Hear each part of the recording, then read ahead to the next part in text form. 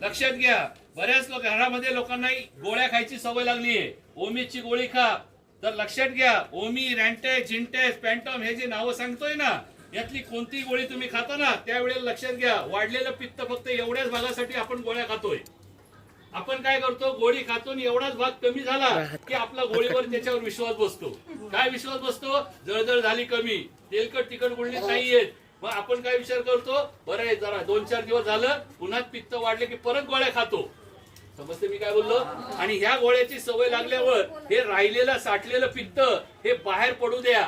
नीट ऐका, तुमच्या शरीरातून हे बाहेर पडत नाही म्हणून गोळ्या खाऊन त्रास काय होतो ते नीट बघा. आता खडे तयार होतात, हे असे पित्ताचे खडे बऱ्याच जणांच्या पित्ताच्या पिशवीत झालेले आहेत आता वस्तीमध्ये.